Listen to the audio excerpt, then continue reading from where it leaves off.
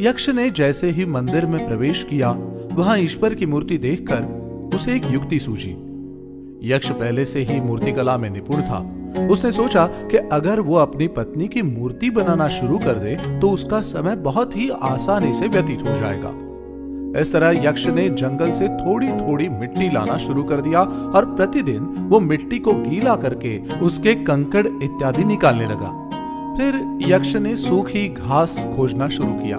सारा सामान ढूंढने के बाद यक्ष ने लकड़ी के टुकड़ों से मूर्ति का बाहरी ढांचा तैयार किया और उस पर मिट्टी का लेप लगाना शुरू कर दिया। यक्ष प्रतिदिन ताजी मिट्टी और घास लेकर आता और अपनी पत्नी की मूर्ति बनाता। अपने दैनिक कार्यों से जैसे ही यक्ष को समय मिलता, वो मूर्ति बनाने में लग जाता।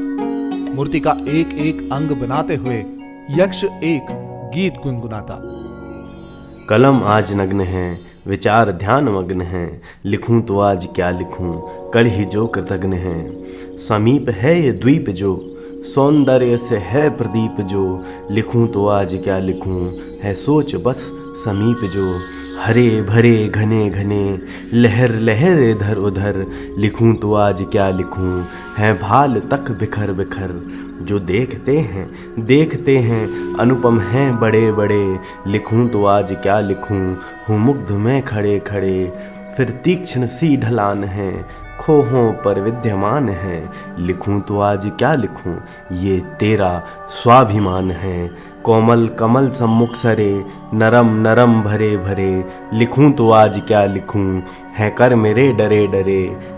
गुलाब पंखुड़ी सी सम, अधर्म है विराम कम, लिखूं तो आज क्या लिखूं, प्रतीत है कि जैसे भ्रम। थोड़ी थोड़ी जटिल सी है, अंत में सलिल सी है, लिखूं तो आज क्या लिखूं, अब थोड़ी मुश्किल सी है। ढाल है सुडोल सी, नाभिक भी है बेजोड़ सी, लिखूं तो आज क्या लिखूं, प्रशंसकों की होड़ सी। करूं कि क्यों ना ही करूं, ये दूरदर्शी छाप है, लिखूं तो आज क्या लिखूं, तलों में काफ़ी ताप है। शिव की शेष आकृति, जीवन की सूचकृति, लिखूं तो आज क्या लिखूं, अंकुश में ना है ये मति। नक्शिख देख धन्य हूँ सव्य ना ही वन्य हूँ, लिखूं तो आज क्या लिखूं, समीक्षा से नगण्य हूँ। कलम आज नग्न है, विचार ध्यान मग्न है, लिखूं तो आज क्या लिखूं, कर ही जो कृतघ्न है। तो इस तरह से समय बीतता गया और यक्ष की मूर्ति पूरी तरह से तैयार हो गई। लेकिन अब तक आषाढ़ माह आ चुका था और हल्की फुल्की फुहारें यक्ष की पत्नी की मूर्ति पर पड़ने लगी थी। यक्ष ये इशारा बखूबी समझ रहा था। उसे मालूम था कि उसकी पत्नी उस पर परस्त्री के साथ संबंध होने का संदेह करती है। इसी कारण उसकी पत्नी की मूर्ति क्षीण होना चाहती है। अचानक आषाढ़ के माह में पर्वत की चोटी पर एक बादल को देखकर यक्ष के मन में एक और युक्ति सूझी। वो अपनी पत्नी की चिंता, पीड़ा और संदेह का अंत करना चाहता था। उसने उस मेघ को अपना दूत बनाकर अपनी पत्नी तक संदेश भेजने की बात सोची।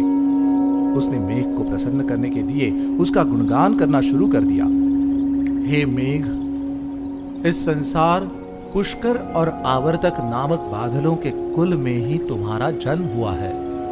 मैं ये भी जानता हूं कि तुम देवराज इंद्र के दूत हो। तुम अपने मन के अनुसार अपना रूप बदल सकते हो। मैं अपनी पत्नी की याद में व्याकुल हूं। मैं तुम्हारे आगे हाथ फैलाता हूं, मेरी विनती सुन लो। तुम तो तपे हुए प्राणियों को शीतलता देते हो, फिर मुझ जैसे अभागे पर भी अपनी शीतलता प्रदान करो। मेरा संदेश लेकर तुम मेरी पत्नी के पास अलकापुरी जाओ। परंतु क्या मेघ ने यक्ष की बात मानी? यदि मेघ यक्ष का संदेश उसकी पत्नी तक ले जाना भी चाहे तो उसे किस मार्ग से गुजरना होगा? यक्ष मेघ को मार्ग बताने का कौन सा उपाय ढूंढेगा? यक्ष के वियोग में उसकी पत्नी की दशा कैसी हो रही होगी? इन प्रश्नों के उत्तर जानने के लिए मेघदूत श्रृंखला से जुड़े रहें।